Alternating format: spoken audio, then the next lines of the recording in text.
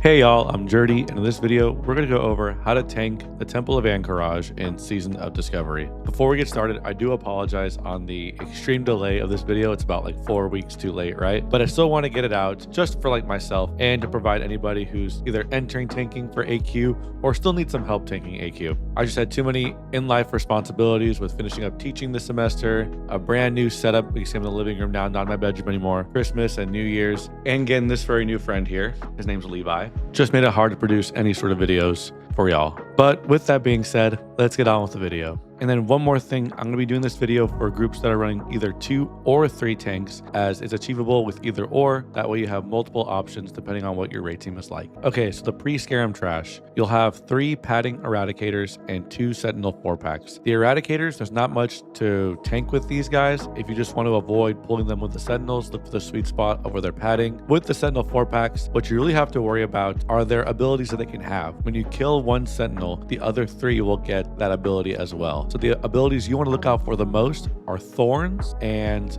Mortal Strike. Typically, if you have Thorns and Mortal Strike on the Sentinels, those have to die last, and I would have Mortal Strike be the very last one to kill. Communicate that with your raid team so they know to kill those last. The Thorns can kill you, especially if you're new to tanking and you have the Reckoning 6 set for Prop Paladin. That can hurt you a lot.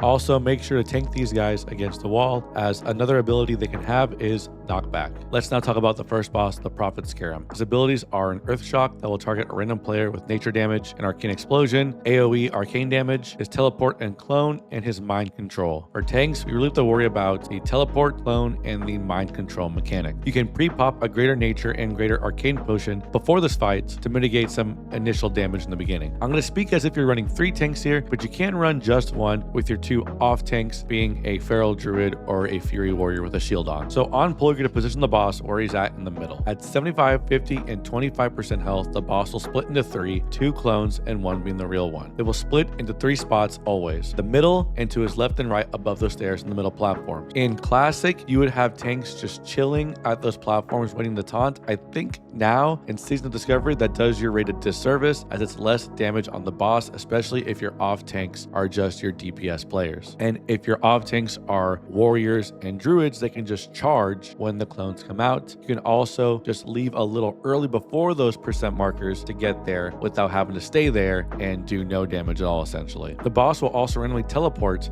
to one of those 3 locations, the middle or the left and right. Your off tank can hold them until your main tank gets there, or if your other tanks are dedicated tanks, they can just hold them there until the next teleport or clone. And this is big. For the mind control, I would highly advise you move the boss out of range of whoever is mind controlled if it's a melee player. So if a melee player gets mind controlled, I would start moving that boss out. That way you can get sheeped, feared, or whatever without it breaking and without your natural AoE damaging abilities like Whirlwind or Hunter Traps just burst them down by accident. As a tank, you can devote yourself to be the one that kicks the arcane explosions. Just be aware they are faster than a GCD reset, so you have to wait and anticipate for that kick. I don't think they do a lot of damage, so I think you can just eat these and let your healers have a little fun, I guess. On hard mode, there will be the shadows that stay in the same spot. They don't move on Skeram, so make sure you don't run into those or you spread out when you see those shadows pop up. But that's it for Prophet Skeram. This should be a really easy fight. You should knock them down easy and get your loot. Now let's move on to the pre-bug trio trash. You will have 1 Warrior 3-pack and Brainwasher Guardian packs. For the Brainwasher Guardian packs, you want to first tank them against a wall because the Guardians do a very gnarly and far knockback that can pull you into other packs by accident. So always tank these against a wall up as far as you can. Don't have any leeway for getting knocked somewhere else. Your raid should focus down the Brainwashers because they like to mind control the tank specifically. So make sure they single target burn those Brainwashers down and then burn everything else. When you get down into the hallway before the bug trio's room, make sure you pull those packs out of that hallway, as that hallway is kind of a death trap for knockbacks and mind controls. It's advised that you have 2 dedicated tanks for these packs, as again, the mind control likes to always target the tank usually. As you kill that first Brainwasher pack, though, be careful. There is a padding Warrior 3-pack. I advise you check out where it's padding first. As you're entering, hug left and go to that hallway to the left and wait for the Warrior 3-pack to come out before pulling them. With these packs, when one dies, a bunch of little guys come out and spawn 2. Warriors, your shockwave is huge for this. If your group is a pro gamer group, I would advise killing them all at the same time. If you have a Warrior tank or just a Warrior, shockwave when they're dead and then kill them all fast. Have a bop ready if you're a prop paladin for your highest damage dealing AoE caster. Let's move on to the bug trio now, the next boss. I'm going to call these guys by their name size. So we have big, medium, and small. The big cleaves, the medium fears and heals, and the small charges and knocks random members throughout the raid. The order I like to do for my team is medium, big, and small. In classic, you had different loot tables for which boss died last. In Season of Discovery, that's not a thing. You can kill them in any order to get all the loot options that they have. Each boss does something unique. When they die though, when medium dies, it will spawn a bunch of ads like the warrior packs do. When big dies, it leaves a poison cloud on the ground. I'm not going to talk about what small does when it dies because we kill that one last. So when tanking these, we have multiple options. If you're going to run 3 dedicated tanks, one tank can tank the small one away in a cubby that's out of line of sight of the other 2 to avoid getting random charges. With the other 2 tanks on the other 2 bosses, you can have one tank on big and medium. They just hit kind of hard, so if you have strong healers, this is definitely doable. Or you can forego having small being in a cubby, just have 2 tanks on the 3 bosses or 3 tanks on the 3 bosses and just eat the knockbacks. If you're doing one of the latter options, make sure you're up against the wall so you don't get knocked into Narnia if the knockback is on one of the tanks. You will also get walking shadow clones on this hard mode as opposed to the stagnant shadow clones on Skeram, so make sure your DPS is loose spread to avoid big AoE damage. If you didn't know, you only deal damage if you hit your clone. You can walk through other clones and it won't set them off. So if you're going to do the 3 tank strat with one of them taking the small one far away in a cubby, the 3rd tank on the small guy should start the fight first by pulling them with the other 2 tanks or tank pulling the other ones away. Make sure you have a dedicated healer on that tank in the cubby. If that's you, make sure you have a dedicated healer. All tanks should have a fear ward before this fight starts. As I mentioned earlier, the medium one does fear. The medium one also casts heals and dispels. Make sure that everything they cast is kicked. When one boss dies, the other bosses run to that boss to mourn or eat it. I don't know what they're doing. They always run towards the other boss that dies. When medium dies, if you have a prot warrior, Shockwave is your friend. Shockwave is so huge in this game, by the way. You can Shockwave, Thunderclap, warriors can also use Challenging Shout. Warriors are pretty strong in this fight to grab all the ads and burn them down fast. If your prot warrior does use Challenging Shout, however, make sure your other tanks can taunt off the other guys. That way he doesn't have 2 bosses and all the ads on him. And that way the big doesn't cleave on everybody else. If this is not the case, then make sure your warriors also pop shield wall while doing this. After you kill the big one, immediately run out and tank the small one out because it will leave a poison cloud on the ground and your Zug melee DPS won't care and they'll die. So make sure you, the tank, save your Zug melee DPS by just pulling the boss out of it. When the small one's left alive, he'll just charge random players. He doesn't do too much damage on the raid. Just make sure you taunt off when you're knocked because he will reset threat every time he charges. For the trash leading up to Sartura, you'll only have 3 Guardian 6-packs and 1 Warrior 3-pack here. For the Guardian 6-packs, you want to tank them up against a corner on the wall where you know you won't get knocked into other packs or knocked into Narnia. It's very important that no dots or hots are casted on you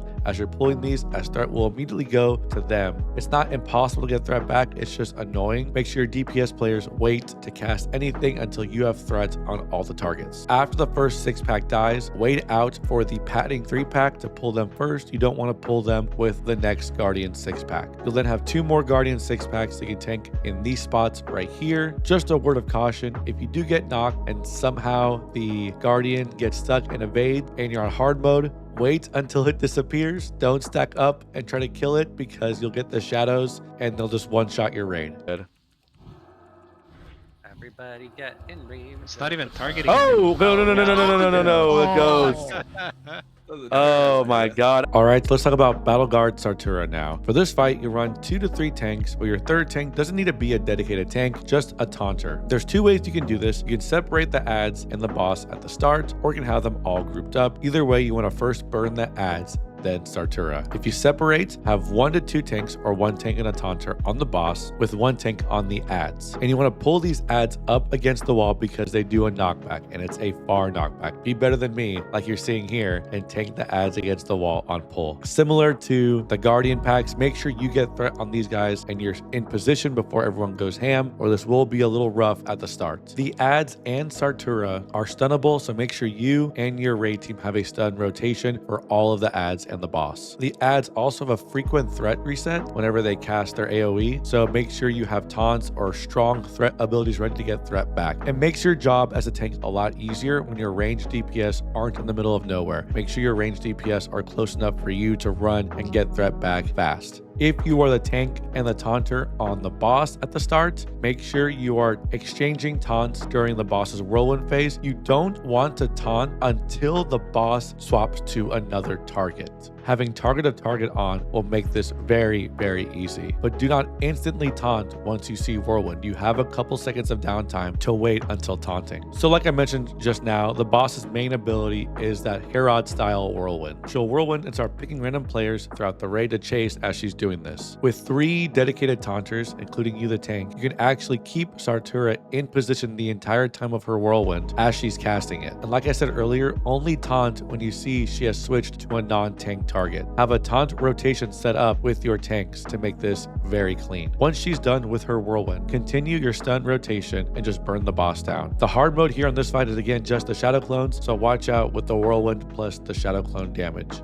So next is the gauntlet before Fankriss. This is not hard, and it'll only be hard if your DPS does anything but press W as you're pulling these packs. I like to keep pulling and pulling and pulling until I get to a soldier. Once I get to a soldier, then I'll stop, we'll burn everything down, and I'll rinse and repeat the process. There is a spot, if you're lucky with timing, where you can pull 2 soldiers and burn them down, and just have 2 more left at the end. But really, for the gauntlet, just pull until you see a soldier, burn everything down, then do the same thing again until you see a soldier, burn everything down, and then you'll be at Fankriss with ease. You will get a new hard mode mechanic. It'll be the poison puddles on the ground. So make sure when you get to a stopping point to burn everything down, that you keep an eye out for the poison and move out when you see it. When you are done with the gauntlet, there are 2 safe spots you can go to before pulling Fankriss, so you don't have to immediately pull Fankriss after the gauntlet is over. So let's talk about Fankriss now. For this fight, it's very easy with 2 tanks, especially after the nerfs, but a 3rd tank dedicated to just the adds will still make this fight even easier if you want to go that route. Its abilities here include a stacking debuff that reduces healing to the current tank, spawning adds including 3 worms and little bugs, and picking a random member of the raid to get webbed off against the wall for 8 seconds. On hard mode, he will also have the poison puddles on the ground that will spawn randomly. For that, you just move the boss out of the poison puddles for your melee DPS to be safe to hit. If you're doing this on normal, just keep the boss where he's at the entire time. For the stacking debuff, you typically want to taunt after 4 to 6 stacks. However, you should always do a taunt swap on the 4th stack at the very beginning because it lines up perfectly with the ad spawning. For the ads, what you want to do as the ad tank is bring all the ads to the boss to get cleaved. The boss will die a lot faster if you cleave the ads with the boss as opposed to focusing the ads separately from the boss. Make sure the worms die ASAP, as if they stay alive too long, they will get enraged and do some serious damage to you and your raid members. The worms can be stunned, so take advantage of that. A prot warrior grabbing all the ads, putting them on the boss, hitting shockwave and burning the ads down is perfect for this fight. I know I keep mentioning shockwave, it's just so damn strong. A dedicated 3rd tank can help to pick up the little ads if they're starting to get too sporadic on your raid members, but they don't do a lot of damage. It's only kind of an issue if they're on your healers. And if you, the tank that's on the boss, gets picked to be randomly webbed, don't worry, the boss will still be on you. He doesn't swap to the nearest threat target. He'll just chase you to where your web is at, and by the time he gets to you, the web timer should be almost over. This boss dies a lot faster after the nerfs, so it's not too hard. Now for Viscidus, there's not much tanking responsibilities here. Just make sure you're doing your part in helping freeze the boss with a fast frost oil weapon. You should have a separate fast weapon dedicated to freezing and shattering the boss, and swap to your main weapon for killing the globs, as you still want that extra damage from wild strikes. If you are a prot warrior, you can also meat hook one of the globs that's close to forming up with Viscidus to prevent him from forming up and having more uptime on the globs before the reform happens. Make sure you move the boss a little bit out of any poison clouds. You don't want him too far from the center of the room, but you want to make sure all your DPS players are in a safe spot away from the poison clouds on the ground. And the only thing you have to worry about as a tank is a bug that still exists in game, where after he explodes, a little Visk will spawn and chase you around the room and hit you.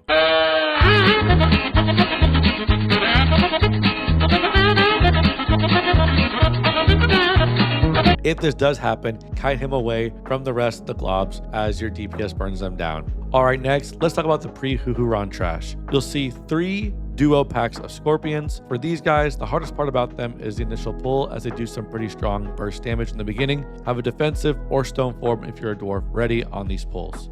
Next will be the padding packs in the next room. This is my least favorite part of AQ, mainly because these packs can intertwine in their padding and it's really annoying to pull them one at a time. You don't want to pull too many, as they do have some pretty hard hitting abilities that can one-shot your raid members and lead to a pretty fast wipe. The packs consist of wasps, stingers, and lashers. You You'll always want one tank on the lasher, separate from everybody else against the wall to avoid knockbacks on your tank and your raid members. You don't want to get knocked back into the room where all the other packs are and pull more, because it's either your death or the entire raid's death if that happens. The wasps can be stunned, the stingers cannot. Make sure your raid is close to the mobs to mitigate the stinger's charge damage. Take these packs down one by one, and you'll make your way to Huhuran pretty fast. Princess Huhuran. Now this boss got nerfed, I don't know when, because it's now tauntable. I know in Classic 19 it was not tauntable, and I know week 1 and maybe week 2 of SOD it also wasn't tauntable, but now it is. Huhuran's main abilities are Wyvern Sting, a dispellable sleep that does damage to you when you're dispelled, Noxious Poison, an 8-second dot that also silences the target, Frenzy, which your hunters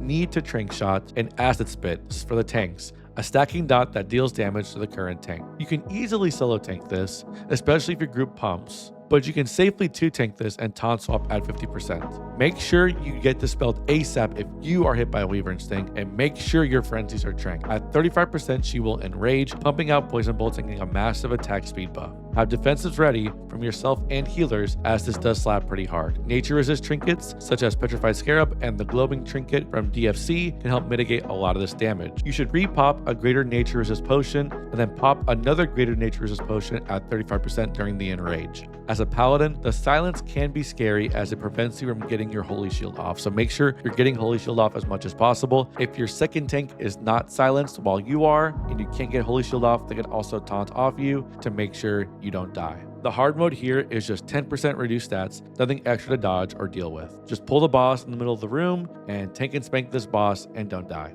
Let's move on now to the pre-Twin Trash, the Anubisath Defenders. These are not too hard in Season of Discovery. They die pretty fast, and each of them can have 2 of certain abilities. The ones we're going to focus on are Thunderclap, Shadowstorm, Plague, and Meteor. For these packs, you always want one ranged group and one melee group, and the melee group should always stack on top of you, the tank, not get behind the boss in case of Meteor. Meteor needs to be soaked. The less people it hits, the more damage it does, and it can one-shot players, including you, if it is not soaked enough. If you get Shadowstorm, drag the boss on top of the range so everyone soaks it. If you get Thunderclap, make sure you take it far enough from the range so they don't get hit by Thunderclap. Ads will also spawn for you or your second tank to pick up. If you're the second tank, make sure you bring it either to the ranged or melee group. Do not be alone if the defender has Shadowstorm or Meteor as one of its abilities, or you will die. If you get Plague and it's Plague and Meteor, Plague does not hit that hard. Let your melee take the damage from the Plague and have your healers just focus a little bit more on the melee group and everybody will be fine. When pulling these, make sure your groups are nice and stacked as you're pulling these. You can have a hunter pull them, but I think it's really easy for you just to pull them yourself. All right, let's move on to the Twin Emperors now. With the changes made to this fight in Season of Discovery, you do not need a Warlock Tank or Shadow Resistance to beat this encounter. Any tank can tank either boss, but we'll go over that in a second. Let's go over what the boss's abilities are. Twin 1, Vek'lor on the left is your caster twin, and Twin 2, Vek'nilash on the right is your melee twin. Vek'lor will spam Shadow Bolt when his target is not in melee range. When in melee range, he will occasionally cast Arcane Burst, an AoE knockback that slows the target, but will also melee the target instead of casting Shadow Bolt. He also will cast Blizzard on a random target, including the tank. Vek'nilash, the melee twin, will occasionally cast Uppercut on random players, including the tank, knocking them back. But the worst ability and the main concern that we have to look out for as tanks is his Unbalancing Strike ability. Roughly every 20 seconds, this deals 350% weapon damage and reduces your defense by a whopping 100. This can do anywhere from 4 to like 7 or 8k damage if unlucky with the following melee crit. It is very imperative that you are at full HP when you are on the melee boss. Having a defensive CD lined up for this is also very helpful, especially if you see you're not being topped off. Both bosses will teleport to the other side roughly 30 to 35 seconds for the tanks to pick up. In Season of Discovery, the twins are tauntable. Make sure you taunt them as soon as they teleport, as they will still have threat on the other tank. Both twins will also make some of the ads hostile in the room, either enraging them or giving them a buff while they'll explode at the end of it. The DPS should make sure these are close to the tank for them to pick up. You don't want this to be the responsibility of the boss tanks, because if you bring the bosses close to each other, they will start to heal each other. This is the responsibility of your melee DPS or a third tank dedicated to the ads. If you are tank 3 on these ads, try to avoid unnecessary AoE when picking these up at first, as you will aggro the other bugs in the room. So my group and other groups, when we pull this, we like to bring them close towards the stairs of the entrance. You can use the torches on the wall as a reference on where to bring them at. The reason why we like the stairs is because none of the neutral bugs spawn on the stairs, and your ranged and healers can be safe there. If you have no Warlock Tank, with Vek'lor tanked against the wall, you'll only be getting hit by arcane bursts and his melees instead of his shadow bolts. When the bosses teleport, make sure you taunt your boss so you have threat on it and have them up against the wall. With the caster boss, be careful because he might put a blizzard on top of you. You will want to move him out, but don't move out too fast, as he will then start to cast shadow bolts on you and he won't move. On hard mode, eye tentacles from Cthulhu will spawn between the bosses. This is the responsibility of your DPS, not your tanks, because remember, you can't bring the bosses even remotely close to each other from their spots or they will heal. This seems like a hard fight on paper, but it's really easy once you get the rhythm of it. But as tanks, you should really focus on stacking a lot of stamina and mitigation versus damage, as these bosses do hit pretty hard compared to other bosses. Now it's time for the really scary pre-Ouro Huhuran Trash, right? This really isn't that hard in Season of Discovery versus how it was in Original Classic, but there are some easy do-nots for this trash. Do not just mindlessly AoE everything down. You do want to have a priority list here. For my group, we prio the Slayers first, the Champions, and then the Mind Slayers last for that fear when they die. You can also fear ward the tanks and then kill the Mind Slayers first, if that's easier for you. You'll want one tank on the Mind Slayers and the other tank on the Slayers and Champions. If you have 3 tanks, then one tank on Slayers, one tank on Mind Slayers, and one tank on the Champion. You want to separate these guys to avoid their AoE. You can also tuck away the Mind Slayers in a corner to avoid the mind control on your raid members. Honestly, these packs aren't that hard. Even if you just group them up and burst them down, maybe only a few people would die if your group's competent. But if you want to keep it clean, I recommend doing it a little more methodically, like we've mentioned. If you have one champion and a bunch of Slayers, have one tank pull the champion far away, and other 2 tanks separate the Slayers and burn them down, and then burn the champion down. For the Warlord up ahead, make sure your ranged are max distance far away as you're pulling him, and then turn him around to avoid any unnecessary AoE damage, and then just burn him down. For the Nullifiers and Warders, there's not much to talk about with tanking these guys. Just make sure the Nullifiers die first and the Warders die second. The Warders do cast a debuff that significantly reduces your hit chance, so make sure it's dispelled off of you ASAP. After that, there will be more Mind Slayer and Slayer packs up ahead, as well as 2 more of the Nullifier Warder packs. Just the same thing you did earlier, and your raid team will be fine. The only issue you're going to have here really is make sure you're not pulling multiple packs at once by accident. Pull everything a little farther than you think you might have to, just for some extra safety. Let's move on to Ouro now, the penultimate boss of this raid. Ouro's main abilities are his sweep, AoE knockback, his sandblast, a threat drop on whoever's in front of him and also incapacitating the target, and his burrow, which you won't really see happening unless your DPS is not too high in your raid group. 2 tanks work, but a 3rd tank can also help if one tank struggles regaining threat, as the sandblast is a 100% threat drop. On pull, you should position yourself to where when you get knockback, you hit the wall that's next to Ouro, as you cannot move this boss. Tank 2 should be behind the boss to avoid any parries or dodges, and also avoid the sandblast. The sweep and the sandblast happen very close to each other, so make sure if you are the 2nd tank that you get back to the boss ASAP when he casts sandblast, so it doesn't hit somebody else that's in range. Once tank 2 gets threat, he will position himself where tank 1 was, and then he'll rinse and repeat the cycle. At 20%, the boss will enrage, so make sure healers or yourself has a CD ready during this. If the boss is not killed fast enough, he will submerge, and you will avoid the little rock in the ground during submerge. After he comes up, ads will also spawn. You should have a 3rd tank on the ads and not your 2nd tank on the ads, as your 2nd tank needs the prio being 2nd in threat for the next sandblast. Again though, I don't think a lot of groups will really experience the portion of this fight. On hard mode, a giant Cthulhu eye will spawn from beneath the ground, and when it stops, will cast a fear on everybody who's looking at it. Don't be afraid to turn around and have your back towards the boss. Surprisingly enough, he doesn't hit that hard when not looking at him. You don't want to get hit by any of these spheres. This fight isn't too hard though, and you shouldn't have any issues, so kill this boss real fast and get your loot. And last but not least, Cthulhu. Your tanking responsibilities here are not super insane, except the beginning where it all matters on you on the initial pull. On pull, you are the one starting the fight. Nobody should be going with you when you aggro Cthulhu. You can have one healer come in with you 1 or 2 seconds after you go in to get healed, but you will start the fight solo. Make sure you get to your designated spot assigned by your raid. You essentially play the same role as a melee DPS in this fight during phase 1. Kill your eye tentacle, the one that spawns right behind you, and stay in your spot during phase 1 and don't get hit by eye beam. You should pop a greater nature resist potion before the fight starts to mitigate some of the initial eye beam damage. Have a lot of these potions ready